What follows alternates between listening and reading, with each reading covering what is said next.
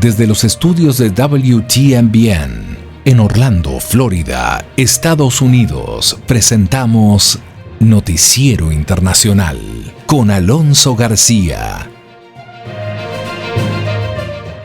Me es muy grato saludarle hoy lunes 18 de octubre de 2021 y traer los hechos más relevantes de Estados Unidos, América Latina y el mundo. Estos son los titulares de la presente edición. Sigue en aumento el número de estadounidenses que están renunciando a sus empleos. ¿Qué es lo que está sucediendo? Tendremos toda la información con Arnoldo Rojas. Entre tanto, Alex Saab, considerado el testaferro de Nicolás Maduro, ya ha sido extraditado a Estados Unidos y está previsto que se presente ante una corte federal de Miami, Florida, hoy lunes. Y aumentan las ventas minoristas en Estados Unidos. Y finalmente existe una fecha para la reapertura total de las fronteras de Estados Unidos a los extranjeros. Esta será el 8 de noviembre.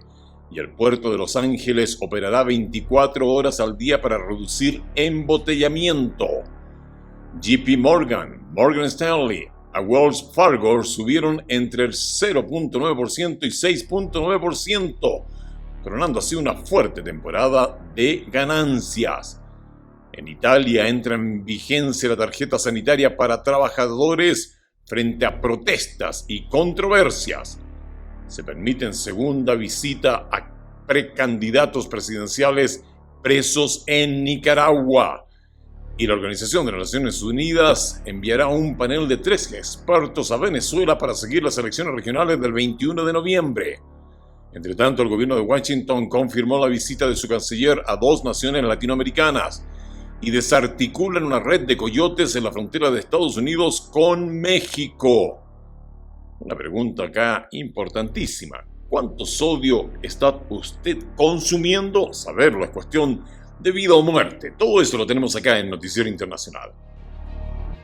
Estamos presentando Noticiero Internacional, un recorrido por los acontecimientos que son noticia en Estados Unidos, América Latina y el mundo. Este es el momento indicado para quedar bien informado. Vamos a los hechos. Sigue en aumento el número de estadounidenses que están renunciando a sus empleos. Ya son millones de trabajadores los que han abandonado sus puestos en medio de la pandemia del coronavirus. El informe desde Houston con Arnoldo Rojas. En medio de la pandemia, los altos índices de desempleo acapararon los titulares y la atención nacional. Hoy son aquellos que renuncian en masa a sus puestos de trabajo los que llaman la atención. Según la Oficina Nacional de Estadísticas Laborales, 4.300.000 estadounidenses abandonaron sus empleos en agosto, el número más alto desde que se comenzaron a documentar estas cifras en el año 2000. La gente va a continuar saliéndose, va a voluntariamente retirarse de la fuerza de trabajo y eso no quiere decir que van a dejar de trabajar. Van a trabajar en sus propios términos. Según esta experta en el mercado laboral, términos que van más allá de la estabilidad en el empleo y en los que prima el bienestar personal, la autonomía y un mejor salario. De acuerdo con el Departamento del Trabajo, la fuga de talento afecta notablemente a la industria restaurantera y de servicio, que hace lo que puede por reclutar nuevos empleados. Más de 25.000 maestros también renunciaron a sus puestos en agosto, según el reporte. La razón número uno que nos dicen nuestros miembros es que el estrés relacionado con el constante preocupación por la salud y la salud de sus familias. Me voy a enfermar. Si no me enfermo yo, pero si levanto el virus y me lo llevo para la casa. Analistas coinciden en que en este momento son los trabajadores los que tienen la última palabra. Desde el lado patronal, empleador, tiene que haber un cambio de perspectiva, porque de otro modo esto va a seguir sucediendo. Alex Saab, considerado el testaferro de Nicolás Maduro, ya ha sido extraditado a Estados Unidos y está previsto que se presente ante una corte federal de Miami, Florida, hoy lunes. El informe con Anthony Belchi. El empresario colombiano Alex Saab, considerado el testaferro de Nicolás Maduro, se presentará este lunes a la 1 de la tarde, hora local, ante el Tribunal Federal del Distrito Sur de Florida de Estados Unidos, que es este edificio que ven aquí a mis espaldas. Y será en una de las salas de su interior donde está previsto que se le lean todos los cargos. El hombre, que voló en un jet del Departamento de Justicia de Estados Unidos, aterrizó el sábado en el Aeropuerto Internacional de Miami, aquí en Florida, a las 9:10 18 de la noche aproximadamente en condición de extraditado procedente de Cabo Verde. Ahora tendrá que enfrentar la justicia estadounidense tras ser acusado de varios delitos relacionados con el lavado de dinero. Saab había sido un colaborador cercano del presidente de Venezuela y las autoridades estadounidenses habían solicitado su extradición al ser considerado el principal sospechoso de controlar una extensa red al servicio de Nicolás Maduro y de su administración a través del programa CLAP, que era un programa para distribuir alimentos entre la población venezolana más vulnerable. Hay que recordar que la justicia norteamericana lo había acusado en 2019 en relación con un esquema de soborno para aprovechar el tipo de cambio controlado desde el Palacio de Miraflores. El hombre fue capturado en junio de 2020 en el aeropuerto de Cabo Verde durante una parada técnica para repostar y ha permanecido ahí durante todo este tiempo. Maduro, que le otorgó la nacionalidad de su país y rechazó el arresto de Saab en Cabo Verde mientras aguardaba su proceso de extradición, dijo que su detención era un secuestro. En esa misma línea, el equipo legal del empresario colombiano calificó los cargos presentados por Estados Unidos como motivados políticamente. A pesar de las presiones, especialmente durante los diálogos entre gobierno y oposición venezolanos, que el oficialismo, por cierto, ha cancelado en México, Alex Saab ya se encuentra en Estados Unidos y deberá enfrentar la justicia de este país. Continuamos en Estados Unidos. Las ventas minoristas aumentan en el país a pesar del aumento también de precios y de problemas de suministros. Detalles en la nota económica con Leonardo Bonet. Los estadounidenses continuaron gastando a un ritmo sólido en septiembre, incluso mientras sentían el impacto de los precios en los pasillos de las tiendas de comestibles, los estacionamientos y los restaurantes, ya que las complicadas cadenas de suministro globales ralentizan el flujo de productos. Las ventas minoristas aumentaron 7 décimas porcentuales, ajustadas estacionalmente en septiembre con respecto al mes anterior, informó el Departamento de Comercio. Según la agencia AP, esa ha sido una demostración más sólida de lo que se esperaba. Sin embargo, existen las preocupaciones sobre la capacidad de recuperación de los compradores si los precios continúan aumentando y la escasez conduce a la frustración ante la crucial temporada navideña. El gasto del consumidor impulsa casi el 70% de toda la actividad económica estadounidense y una recuperación sostenida de una recesión inducida por una pandemia requerirá su participación. No obstante, no hay evidencia de que los estadounidenses estén cambiando sus hábitos y el gasto el mes pasado fue alto en todos los sectores, desde ropa, artículos deportivos y jugueterías hasta los concesionarios de autos. Las autoridades estadounidenses informaron que la semana entre el 10 y el 15 del presente mes, los precios que pagan los consumidores aumentaron 4 décimas en septiembre y han subido un 5.4% en los últimos 12 meses, igualando el ritmo más rápido desde 2008. La gasolina, los muebles, los automóviles y las visitas a la tienda de comestibles o a los restaurantes se han encarecido.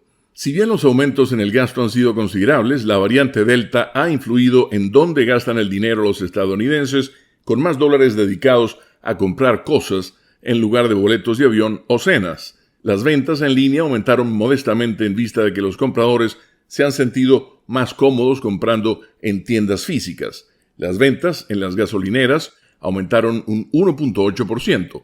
Por otro lado, es revelador que el consumo en restaurantes y bares se haya mantenido prácticamente sin cambios respecto a septiembre. Y finalmente existe una fecha para la reapertura total de las fronteras de Estados Unidos a los extranjeros. Esta es el 8 de noviembre. Los vacunados podrán entrar nuevamente. La noticia llega cuando la Casa Blanca implementará otra vez la política fronteriza MPP, conocida como Quédate en México. Los viajeros internacionales completamente vacunados contra el coronavirus con vacunas aprobadas por la FDA, a quienes se le ha prohibido ingresar a Estados Unidos durante la pandemia desde numerosos países, podrán finalmente ingresar al país desde el 8 de noviembre, según la Casa Blanca. Es el fin de las restricciones que impedían a tantas personas visitar el territorio estadounidense. Este anuncio y la fecha se aplican tanto a los viajes aéreos internacionales como a los terrestres. Esta política estricta y coherente obedece a preocupaciones de salud pública. Los no vacunados, en su casi totalidad, no podrán entrar. La medida relajaría un mosaico de prohibiciones que habían comenzado a causar furor en el extranjero, reemplazándolas con requisitos más uniformes para los pasajeros de vuelos internacionales.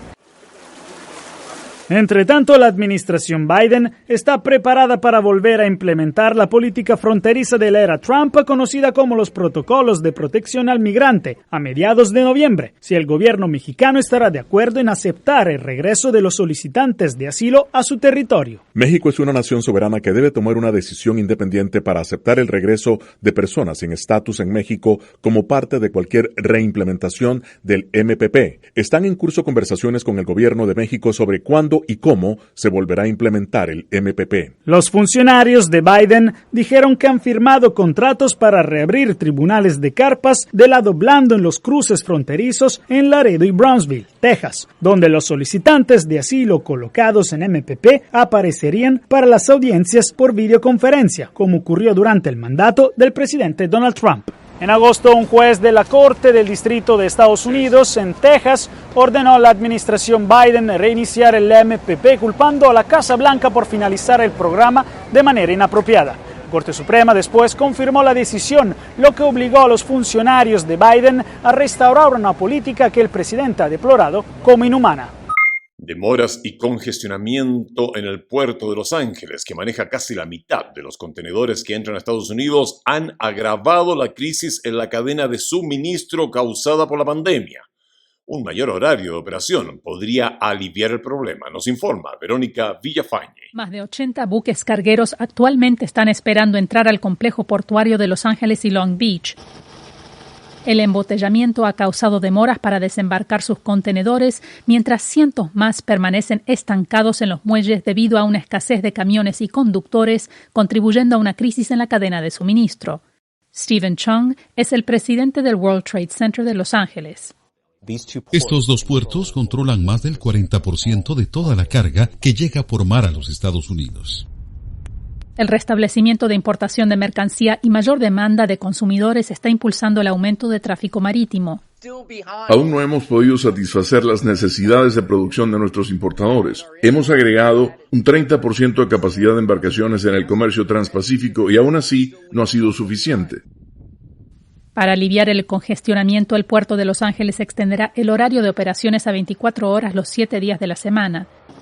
Con el fin de agilizar el proceso, el presidente Joe Biden esta semana ayudó a negociar un plan de cooperación con empleados portuarios para trabajar turnos adicionales y empresas transportistas y minoristas para movilizar la mercancía. El objetivo es mover 3.500 contenedores adicionales durante la noche cada semana y evitar la escasez de bienes que están inflando precios e impactando la economía en el país. Goldman Sachs corona fuerte temporada de ganancias. JP Morgan, Morgan Stanley y Wells Fargo subieron entre 0.9% y 6.9%.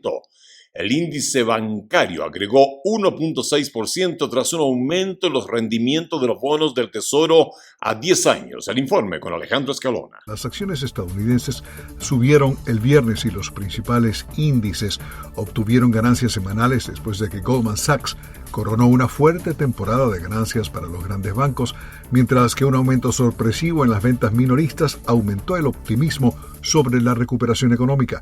Goldman Sachs ganó 2,7% debido a que una ola récord de actividad de negociación impulsó un aumento en las ganancias trimestrales del banco. JP Morgan, Morgan Stanley y Wells Fargo subieron entre 0,9 y 6,9%. El índice bancario agregó 1,6% tras un aumento en los rendimientos de los bonos del Tesoro a 10 años. Nos vamos a Italia. Entra en vigor la tarjeta sanitaria o Green Pass, un certificado de vacunación que trabajadores públicos o privados están obligados a presentar. José Pernalete nos dice que la vigencia de esta medida ha generado controversia y protestas en la nación europea. Italia se convierte en el primer país del mundo en exigir una tarjeta sanitaria a trabajadores públicos y privados que certifique que están vacunados completamente. Conocido como el Green Pass, esta medida ha generado posiciones enfrentadas en la población entre quienes la apoyan y los que la adversan. Con el Green Pass me siento más seguro, incluso mentalmente. Si la medida se adopta masivamente, te sientes más seguro trabajando, desde el punto de vista psicológico. No sé, no estoy muy seguro. Por un lado, la medida podría ser útil. Por otro lado, obliga a la gente a hacer lo que no quiere. Ahora es el pase verde, pero ¿qué será lo siguiente?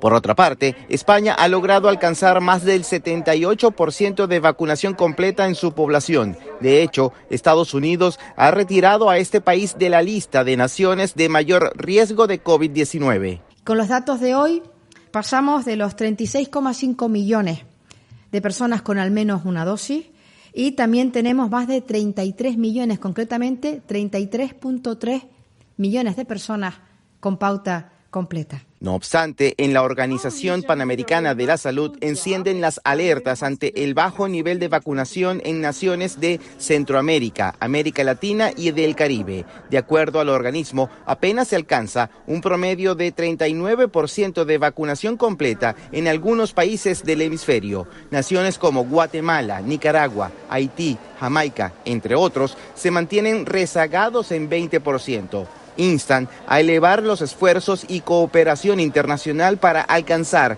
el 40% de inmunización a fines de 2021. Regresamos a América Latina. El gobierno de Daniel Ortega en Nicaragua permitió una segunda visita a los precandidatos presidenciales encarcelados desde junio, mientras aumentan las expectativas de un posible diálogo nacional tras el triunfo del oficialismo en las votaciones de noviembre, si este se da, algo que prácticamente ya lo consideran hecho. Donaldo Hernández nos explica de qué se trata este permiso y lo hace desde Managua. Adelante, Donaldo. Ana María Chamorro logró ver por segunda ocasión a su hermano Juan Sebastián, uno de los 7 precandidatos de la oposición que está bajo prisión desde inicios de junio. Cuenta que ha perdido más de 30 libras y su piel se nota pálida, pero afirma que lo más difícil para su hermano es que no le permiten tener una Biblia. Claro, en momentos que estás 24 horas al día sin nada que hacer, te gustaría tener una Biblia para leer, para llenarte más de ese amor de Dios, pero por supuesto no lo han dejado. Juan Sebastián y los otros 6 aspirantes presidenciales presumen que podrían ser liberados luego de las elecciones de noviembre, en las que el actual presidente Daniel Ortega se perfila como ganador. Siempre están con esa paz interior y con sabiendo que van a salir adelante. Algunos familiares fundamentan su confianza en las recientes declaraciones del diputado oficialista Wálmaro Gutiérrez, quien adelantó de la intención de un diálogo político. Después de que nosotros, como pueblo organizado, ganemos las elecciones este próximo 7 de noviembre, se abrió un gran diálogo nacional donde van a caber todos. Sin embargo, la oposición duda que el oficialismo tenga buenas intenciones. Lo que estaría pretendiendo el orteguismo con ese supuesto diálogo nacional es intentar lograr un baño de legitimidad, de supuesta legitimidad, de cara a la comunidad internacional. Los 7 aspirantes presidenciales forman parte de 37 dirigentes de la oposición arrestados, quienes en su mayoría son acusados de conspiración para cometer menoscabo a la integridad nacional. La Organización de las Naciones Unidas enviará un panel de 3 expertos a Venezuela para seguir las elecciones regionales del 21 de noviembre. Especialistas creen que la decisión es positiva, pero advierten que no da garantías al proceso. Es la primera vez que Naciones Unidas envía una misión a Venezuela para valorar las condiciones técnicas y políticas en que se desarrollan los comicios en el país. Este panel de expertos es como un paso previo a la solicitud de asistencia electoral. Y eso es todo por hoy, lunes 18 de octubre del 2021. Gracias por habernos permitido acompañarle y traer los hechos más relevantes de Estados Unidos, América Latina y el mundo. Esta es una producción de la WTMBN. Agradecemos a The Broadcasting Board of Governors por el apoyo que nos da día a día con corresponsales en los lugares de los hechos para traerle a usted información siempre de primera mano. Nos volvemos a juntar acá, en este mismo punto de encuentro, el día de mañana. Por favor, cuídese mucho y tenga usted un maravilloso día.